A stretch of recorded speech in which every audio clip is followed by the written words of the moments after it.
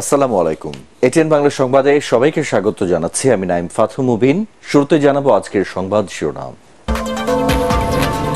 অনেক ঝড়ঝাপটা মোকাবেলা করে পদ্মা সেতু নির্মাণ করা হয়েছে। মুন্সিগঞ্জের মাওয়া প্রান্তে সুধী সমাবেশে বললেন প্রধানমন্ত্রী।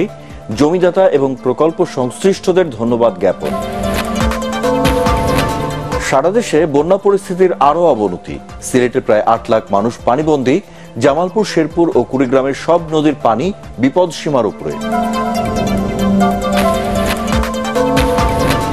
চলতি অর্থ বছরে 6.5% মূল্যস্ফীতি সম্ভব নয়, দাবি সাবেক গভর্নর ফরাসউদ্দিনের। ধনী গরিবের বৈষম্য কমানোর তাগিদ বিশেষজ্ঞদের।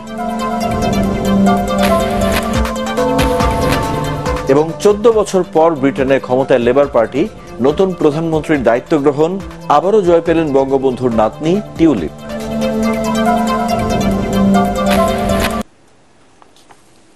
শুনছিলেন সংবাদ শিরোনাম, এবার বিস্তারিত। অনেক ঝড়ঝাপটা মোকাবেলা করে পদ্মা সেতু নির্মাণ করা হয়েছে বলে জানিয়েছেন প্রধানমন্ত্রী শেখ হাসিনা। মুন্সিগঞ্জের মাওয়া প্রান্তে প্রকল্পের সমাপনী অনুষ্ঠানে একথা জানান তিনি। এই সেতু নির্মাণে 1 পয়সারও দুর্নীতি হয়নি জানিয়ে প্রধানমন্ত্রী বলেন, মামলায় হেরে পদ্মা সেতুর অর্থায়ন বন্ধ করেছিল ডক্টর ইউনূস। মাওয়া প্রান্তে পদ্মা সেতু প্রকল্পের সমাপনী উপলক্ষে আয়োজিত সুধী সমাবেশে এসব কথা বলেন তিনি। স্বপ্নের সেতুটি বাস্তবায়নের ফলে বাঙালি জাতি আজ সারা বিশ্বে মাথা উঁচু করে চলতে পারছে বলে জানান সরকার প্রধান। বিস্তারিত জানাচ্ছেন সৈয়দ রিয়াজ। দেশের অপ্রতিরোধ্য অগ্রযাত্রায় অবিস্মরণীয় সংযোজন পদ্মা সেতু। অর্থনৈতিক ও সামাজিক গুরুত্ব বিবেচনায় এ সেতু উন্নয়নের এক অনন্য দৃষ্টান্ত। বহু ষড়যন্ত্রের জাল ছিন্ন করে দেশের সবথেকে বড় বহুমুখী পদ্মা সেতু উদ্বোধনের 2 বছরেই বদলে গেছে দক্ষিণ পশ্চিমাঞ্চলের যাতায়াতের চিত্র।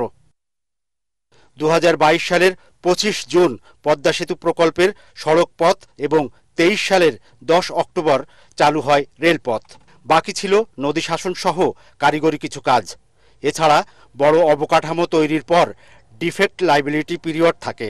সব মিলিয়ে গেল 30 জুন শেষ হয় পদ্মা বহুমুখী সেতুর পুরো প্রকল্পের কাজ। প্রমত্তা পদ্মার বুকে বাংলাদেশের মানুষের স্বপ্নের সেতু নির্মাণ প্রকল্পের সমাপনী অনুষ্ঠানের আয়োজন করা হয় মুন্সিগঞ্জের মাওয়া প্রান্তে। এতে যোগ দেন প্রধানমন্ত্রী শেখ হাসিনা। তিনি বলেন, জমিদাতা সহ পদ্মা সেতু নির্মাণের সাথে জড়িত সকলের জন্য ধন্যবাদ এবং কৃতজ্ঞতা জানানোর জন্য এ অনুষ্ঠান। এই সেতু নির্মাণের সময় 2 পারে যারা নিজেদের ভিটে মাটি ত্যাগ করেছেন, এই জমি দান করেছেন, আমি তাদের প্রতি, আপনাদের প্রতি কৃতজ্ঞতা জানাই। সরকার প্রধান তার বক্তব্যে স্বপ্নের সেতুতে অর্থায়ন থেকে বিশ্বব্যাংকের সরে যাওয়া সহ বর্তমানকালের নানা অনিশ্চয়তা তুলে ধরেন। বলেন, সেই পদ্মা সেতুই এখন দেশের গর্ব এবং সক্ষমতার প্রতীক। আমি টাকার অঙ্ক দিয়ে এটা বিচার করব না, কারণ এই সেতু আমাদের গর্বের সেতু। এটা টাকার অঙ্ক দিয়ে বিচার করার নয়। একটা সিদ্ধান্ত বাংলাদেশকে অন্তত সেই মর্যাদা দিয়েছে যে আগে যারা কথায় কথায় আমাদের উপর খবরদারি করত আর ভাবখানা ছিল যে এরা ছাড়া বাংলাদেশ চলতেই পারবে না, সেই মানসিকতাটা বদলে গেছে। প্রধানমন্ত্রী বলেন, সেতুটি বাস্তবায়নের লক্ষ্যে যখন অনেক দূর এগিয়ে নেওয়া হয় তখন স্বার্থান্বেষী একটি মহল এর পেছনে ষড়যন্ত্র শুরু করে। মামলা করলো ওয়ার্ল্ড ব্যাংক কানাডা ফেডারেল কোর্টে। সেই মামলায় রায় দিয়ে দিল যে এই পদ্মা সেতুর প্রকল্পের টাকায় 1 পয়সাও দুর্নীতি হয় নাই। ওয়ার্ল্ড ব্যাংক যা বলেছে সব ভুয়া, মিথ্যা, বানোয়াট।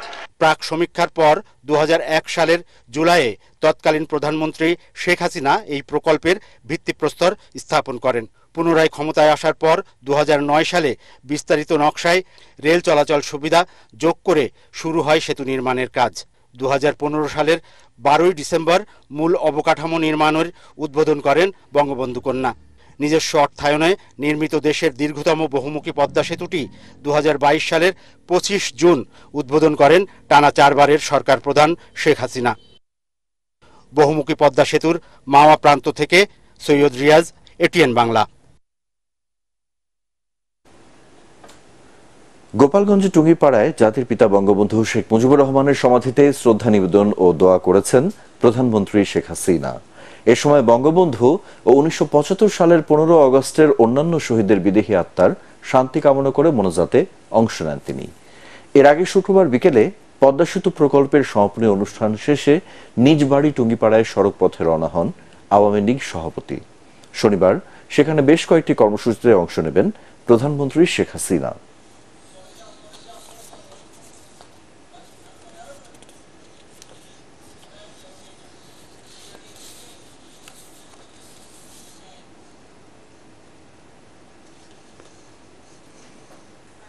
সারা দেশে বন্যা পরিস্থিতির আরো অবনতি হয়েছে। সিলেট সুনামগঞ্জের পর দেশের পূর্বাঞ্চলেও বন্যা পরিস্থিতি দেখা দিয়েছে। সিলেটে পানিবন্দী প্রায় ৮ লাখ মানুষ। জামালপুরের সব নদ নদীর পানি বিপদ সীমার উপরে। শেরপুরে নতুন করে ডুবেছে ২০টি গ্রাম। কুড়িগ্রামে অবনতি হয়েছে বন্যা পরিস্থিতির। আমাদের প্রতিনিধিদের পাঠানো তথ্য ছবিতে আশিকুর রহমানের ডেস্ক রিপোর্ট।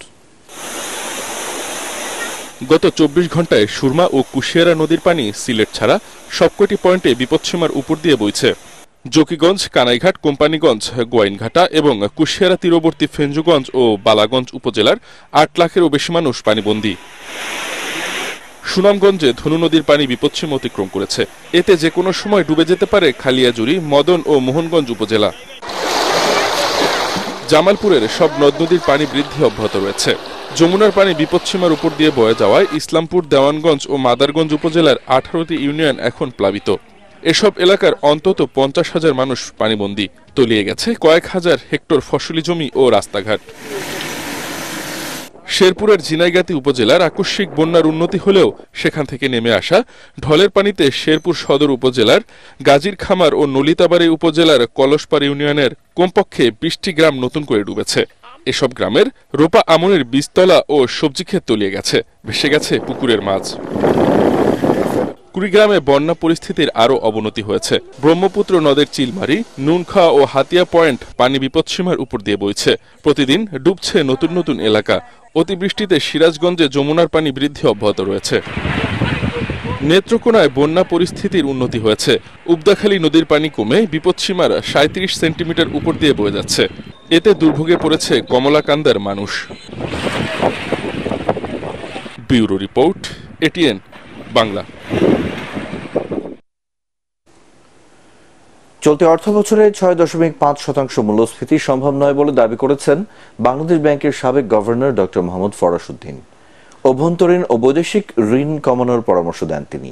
অন্যদিকে debate for democracy chairman Hasan Ahmed Chowdhury Kiron বলেন, জনবান্ধব বাজেট করে ধনী গরিবের বৈষম্য কমাতে হবে।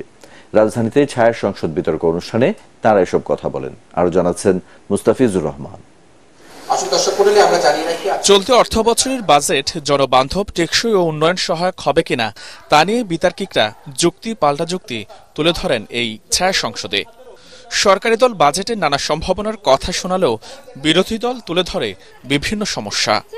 সাদা কালো টাকা নিয়ে খুব কথা বললেন যে আমার দেশে ১০,০০০ কোটি টাকা গতবার এসেছে। সভাপতির বক্তব্যে debate for democracy chairman Hasan Ahmed Chowdhury Kiron বলেন, সামাজিক সুরক্ষার পাশাপাশি জনবান্ধব বাজেট গড়ে তুলতে হবে। ধনী গরিবের বৈষম্য কমিয়ে আর্থিক খাতে শৃঙ্খলা ফেরানোর জোর দেন তিনি।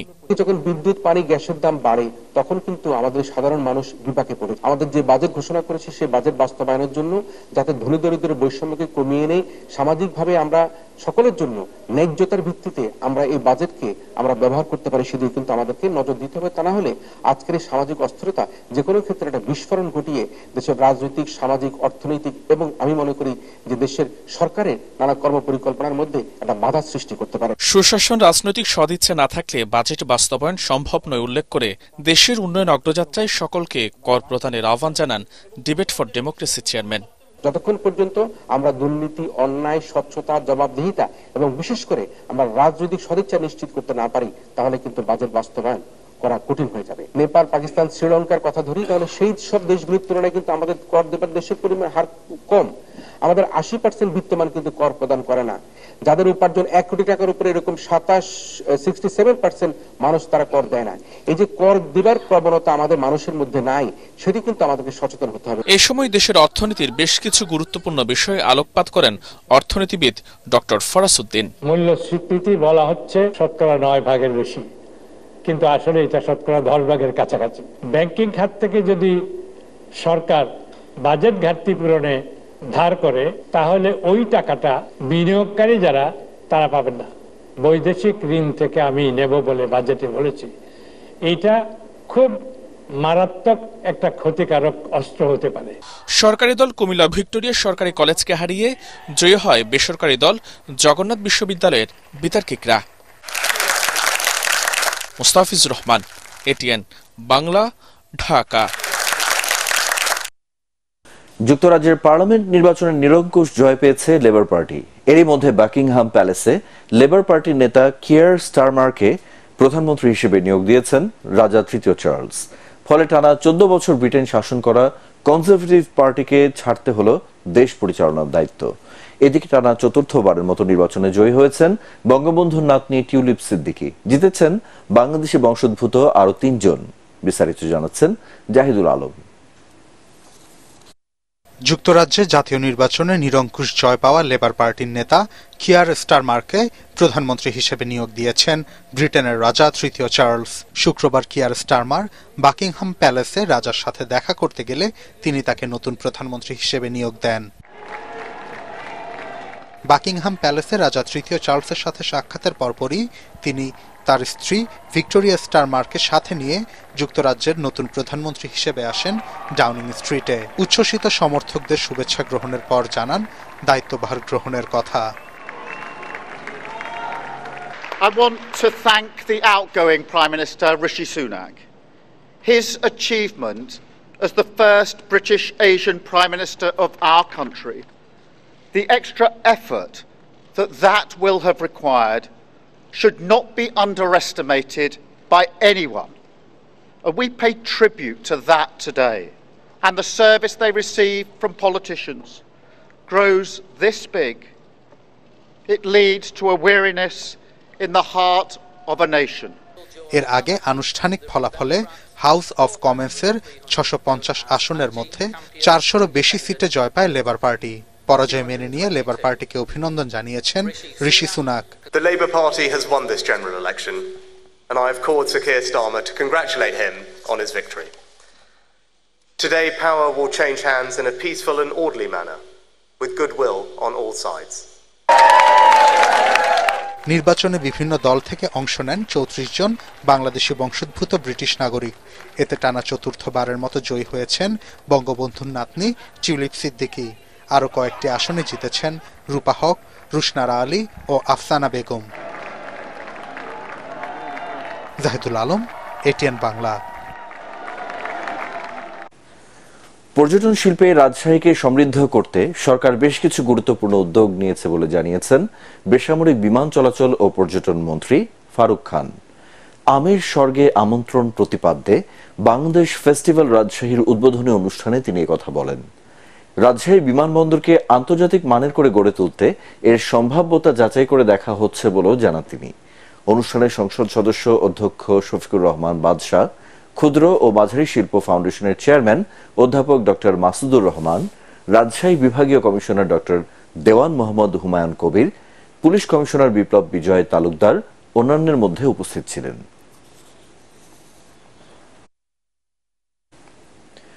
টানা কয়েকদিনের বৃষ্টির প্রভাব পড়েছে রাজধানীর কাঁচা বাজারে। কাঁচামরিচের কেজি 240 থেকে 280 টাকা। করলা, বেগুন, বরবটি, গাজর, শসা সহ অনেক সবজির দাম ছাড়িয়েছে 100। আবারও বাড়ছে পেঁয়াজ ও আলুর দাম। দেশি মুরগি ও গরুর মাংসের দামও বাড়তির দিকে। রাজধানীর বিভিন্ন বাজার ঘুরে আরো জানাচ্ছেন হুমায়ুন চিশতি। রাজধানীর বাজারে হঠাৎ করেই অতিরিক্ত দামে বিক্রি হচ্ছে সব ধরনের সবজি। বিক্রেতারা দাম বাড়ার কারণ হিসেবে বলছেন টানা কয়েকদিনের বৃষ্টিতে সরবরাহ ঘাটতির কথা। তবে বাজারে সবজির কোনো কমতি নেই। সিলেট অঞ্চলে বন্যা, কিন্তু অন্য অঞ্চলে তো আর বন্যা নাই, কিন্তু দেখা যাচ্ছে ওই একটা বিষয়কে পুঁজি করে কিন্তু জিনিসপত্র সব দাম বেড়ে গেছে। বেগুন 120 টাকা কেজি, শসা আছে আপনার 100 টাকা কেজি, দেশিটা 120 টাকা, হাইব্রিড আছে 80 টাকা, আর ইয়া হলো আপনার সিম আছে 400 টাকা কেজি, টমেটো 200 টাকা কেজি আছে। বর্ষার অজুহাতে আবারও বাড়ছে কাঁচামরিচের ঝাল। বর্ষার কারণে পানি ওইটা মরিচ নষ্ট হয়ে গেছে, এই কারণে দাম বেশি। নাহলে এটা মরিচ থাকলে হলে 100 টাকা 120 টাকা কেজি। সরবরাহ ঘাটতির কারণ দেখিয়ে আবারও অস্থির পেঁয়াজের বাজার। দাম বাড়ছে আরেক নিত্যদিনের পণ্য আলুরও।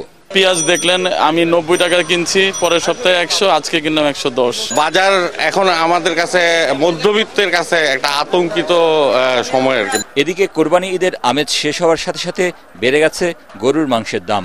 800 আর 780, 5000 টাকা বেশি দিয়ে আমি কেন 5000 টাকা বেশি কম বেচতে পারবো? আমার তো কিনা দামে বেচতে হবে। তবে কিছুটা কমেছে মুরগির দাম। ব্রয়লার হচ্ছে 175 থেকে 70, আর সোনালি হচ্ছে 290 থেকে 300, আর দেশি হচ্ছে 560 থেকে 570। নিত্যপণ্যের দামের লাগাম টেনে ধরতে সরকারের কার্যকর উদ্যোগ নেওয়ার দাবি ক্রেতা বিক্রেতা সবার। হুমায়ুন চিস্তি, এটিএন বাংলা, ঢাকা। শুধুমাত্র গদি রক্ষা করার জন্যই ক্ষমতাসীনরা দেশের স্বার্থ জলাঞ্জলি দিয়ে ভারতের সাথে অসম চুক্তি করেছে বলে দাবি করেছেন গণতন্ত্র মঞ্চের নেতারা। ভারতের সাথে জনস্বার্থ বিরোধী চুক্তির প্রতিবাদে জাতীয় প্রেস ক্লাবের সামনে সমাবেশে নেতারা বলেন, নির্বাচিত সরকার থাকলে ভারত ইচ্ছামতো তাদের চাহিদা পূরণ করতে পারত না।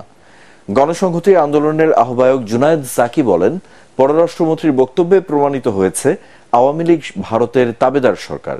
সমাবেশে নাগরিক ঐক্যের আহ্বায়ক মাহমুদুর রহমান মান্না দাবি করেন, রেল করিডোর, স্যাটেলাইট ও সামরিক চুক্তি কোনোটিতে বাংলাদেশ লাভবান হবে না। ভারত সফরের দেশের স্বার্থ জলাঞ্জলি দিয়েছেন প্রধানমন্ত্রী।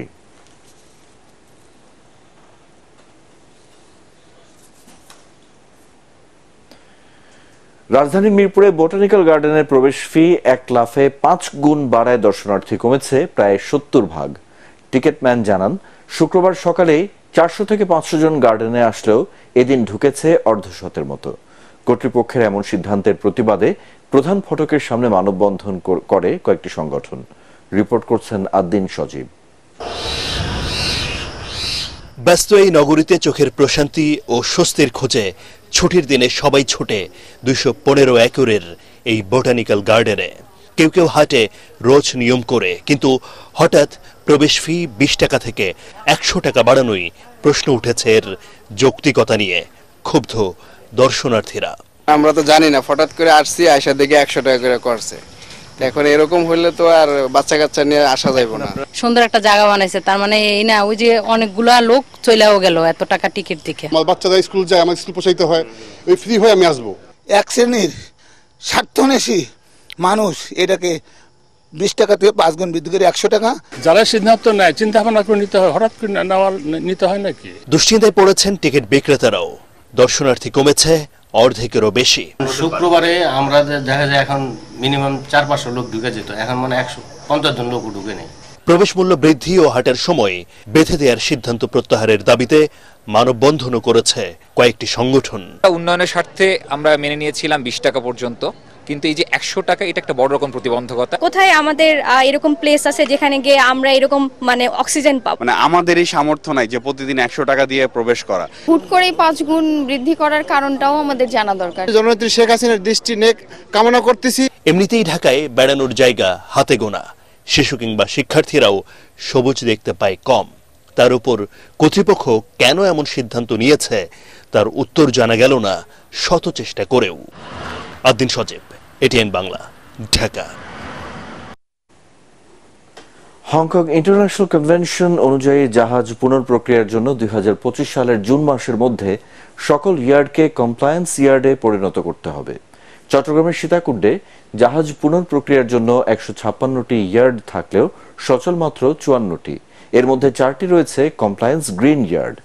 উদ্যোক্তাদের আশঙ্কা, এ ব্যাপারে ছাড় দেয়া না হলে দেশে আরও বাড়তে পারে রড ও লৌহজাত পণ্যের, ফলে ব্যাহত হবে উন্নয়ন। চট্টগ্রাম থেকে আবুল হাসনাতের রিপোর্ট, জানাচ্ছেন তামান্না জেনিফার। 2009 সালে জাহাজ পুনঃপ্রক্রিয়াজাতকরণের সময় পরিবেশ এবং মানব স্বাস্থ্যের ক্ষতিরোধ নিশ্চিত করতে পাশ হয় হংকং কনভেনশন। এ অবস্থায় নানা প্রতিকূলতার কারণে মাত্র 4টি ছাড়া কমপ্লায়েন্স ইয়ার্ডের পথে এগুতে পারছে না বেশিরভাগ প্রতিষ্ঠান। এমন পরিস্থিতিতে দেশের শিপ রিসাইক্লিং ইন্ডাস্ট্রি নিয়ে দুদিনের আন্তর্জাতিক সম্মেলন হয়ে গেল চট্টগ্রামে। শিল্প মন্ত্রণালয় ও দেশি বিদেশি সংস্থার আয়োজনে সম্মেলনের শেষ দিন জাতিসংঘ, নরওয়ে দূতাবাস, ইন্টারন্যাশনাল মেরিটাইম অর্গানাইজেশন IMO ও জাইকা সহ বিভিন্ন আন্তর্জাতিক প্রতিষ্ঠানের কর্মকর্তারা চট্টগ্রামের সীতাকুণ্ডে বিভিন্ন শিপইয়ার্ড পরিদর্শন করেন। Because this is actually financing for development and thinking through this type of industry that is respecting environmental standards, trying to improve safety standards for workers. Hong Kong কনভেনশনের বাধ্যবাধকতার কারণে বাংলাদেশে জাহাজ আসা কমে গেলে দেশের রডের বাজার আরও অস্থির হবার আশঙ্কা বাংলাদেশ শিপ ব্রেকার্স অ্যান্ড রিসাইকেলার্স অ্যাসোসিয়েশনের এই নেতার। রডের বাজার এখন 1 লাখ টাকা আছে, দেখা যাবে এটা 1.5 লাখ টাকা 2 লাখ টাকায় চলে যাবে, তখন কিন্তু গভর্নমেন্টের সব প্রজেক্ট আবার স্লো হয়ে যাবে। এদের কাছে রিকোয়েস্ট ছিল যে বিদেশি ব্যাংকগুলো যাতে আমাদেরকে ফাইন্যান্স করে আমাদের নন কমপ্লায়েন্ট ইয়ার্ডগুলোকে। বাস্তবতার কারণে হংকং কনভেনশনের বেঁধে দেওয়া সময়সীমার ব্যাপারে বাংলাদেশ ছাড় পাবার আভাস দেন বাংলাদেশে নিযুক্ত নরওয়ের রাষ্ট্রদূত। There is business waiting, but you have to adapt to the new standards. You have to upgrade the whole industry. Then I think the future is bright for Bangladesh. সংশ্লিষ্টরা বলছেন, কমপ্লায়েন্সে উন্নীত করতে প্রতিটি ছোট আকারের ইয়ার্ডে প্রায় 30 কোটি থেকে 50 কোটি টাকা আর বড় ইয়ার্ডের জন্য 80 কোটি থেকে 110 কোটি টাকা প্রয়োজন। এতে দুর্ঘটনা ও পরিবেশ বিপর্যয় রোধ সহ উন্নত দেশগুলি থেকে কম দামে জাহাজ পাবে Bangladesh. Bureau report, ATN Bangla. এ পর্যায়ে আল আরাফা ইসলামী ব্যাংক অর্থ সংবাদ।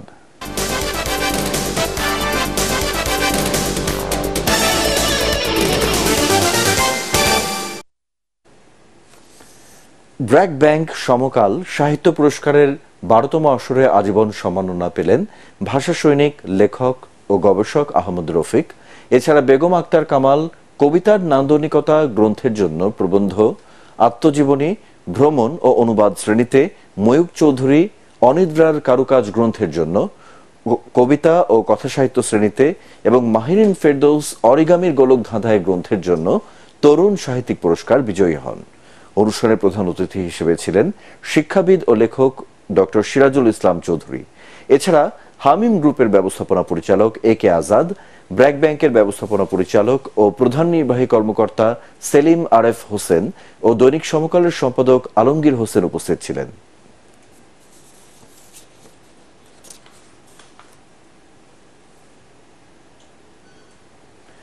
এ পর্যায়ে আন্তর্জাতিক সংবাদ।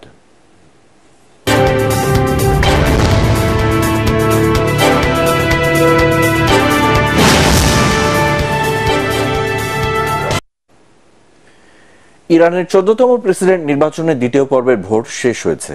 ভোটে লড়েছেন সংস্কারপন্থী নেতা মাসুদ পেজেশকিয়ান ও কট্টরপন্থী সাইদ জলিলি। এর আগে প্রথম ধাপে নির্বাচনে পেজেশকিয়ান পেয়েছিলেন সর্বোচ্চ 1,04,00,000 ভোট। 95 লাখ ভোট পেয়ে দ্বিতীয় অবস্থানে ছিলেন কট্টরপন্থী জলিলি। তবে কোনো প্রার্থী শতকরা 50 ভাগের বেশি ভোট না পাওয়ায় এই রান অফ বা দ্বিতীয় পর্বের নির্বাচন অনুষ্ঠিত হচ্ছে। এদিকে রান অফেও বেশ হাড্ডাহাড্ডি লড়াই হচ্ছে বলে জানিয়েছেন বিশ্লেষকরা। দেশটির নির্বাচন কমিশন জানায়, নির্বাচনে যেন ইরানি প্রবাসী নাগরিকরাও অংশ নিতে পারেন সেজন্য বিদেশেও ভোট কেন্দ্র স্থাপন করা হয়েছে। শুরুতেই পার্টেক্স খেলার খবর।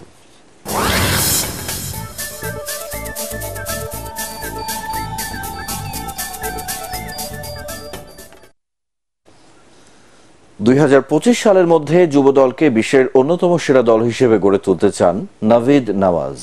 দ্বিতীয়বারের মতো অনূর্ধ্ব 19 দলের দায়িত্ব নিয়ে বললেন শ্রীলঙ্কান এই কোচ। এর আগে তার অধীনে 2020 যুব বিশ্বকাপ জেতে টাইগার যুবারা। বিসিবির একাডেমিতে নতুন ক্রিকেটার তৈরির কাজ শুরু করেছেন তিনি। প্রাথমিকভাবে 39 ক্রিকেটার যোগ দিয়েছেন তার ক্যাম্পে। এ সময় নওয়াজ বলেন, এদেশে অনেক প্রতিভাবান ক্রিকেটার আছে, তাদের যত্ন করাটাই গুরুত্বপূর্ণ কাজ।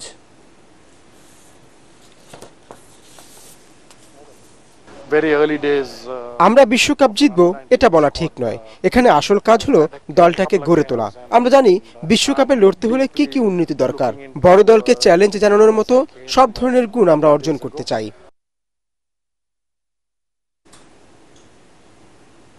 শেষ করার আগে সংবাদ শিরোনামগুলো এক নজরে আরেকবার। অনেক ঝড়ঝাপটা মোকাবেলা করে পদ্মা সেতু নির্মাণ করা হয়েছে। মুন্সিগঞ্জের মাওয়া প্রান্তে সুধীর সমাবেশে বললেন প্রধানমন্ত্রী। জমিদাতা এবং প্রকল্প সংশ্লিষ্টদের ধন্যবাদ জ্ঞাপন। সারা দেশে বন্যা পরিস্থিতির আরো অবনতি। সিলেটে প্রায় 8 লাখ মানুষ পানিবন্দী। জামালপুর, শেরপুর ও কুড়িগ্রামের সব নদীর পানি বিপদসীমার উপরে। চলতি অর্থবছরে 6.5% মূল্যস্ফীতি সম্ভব নয়, দাবি সাবেক গভর্নর ফরাসউদ্দিনের। ধনী গরিবের বৈষম্য কমানোর তাগিদ বিশেষজ্ঞদের। এবং 14 বছর পর ব্রিটেনে ক্ষমতায় লেবার পার্টি, নতুন প্রধানমন্ত্রীর দায়িত্ব গ্রহণ, আবারও জয় পেলেন বঙ্গবন্ধুর নাতনি টিউলিপ। পরবর্তী সংবাদ দেখার আমন্ত্রণ জানিয়ে এখনকার মতো শেষ করছি। এটিএন বাংলা সংবাদ ইউটিউবে দেখতে ব্রাউজ করুন youtube/ATN Bangla News। ধন্যবাদ।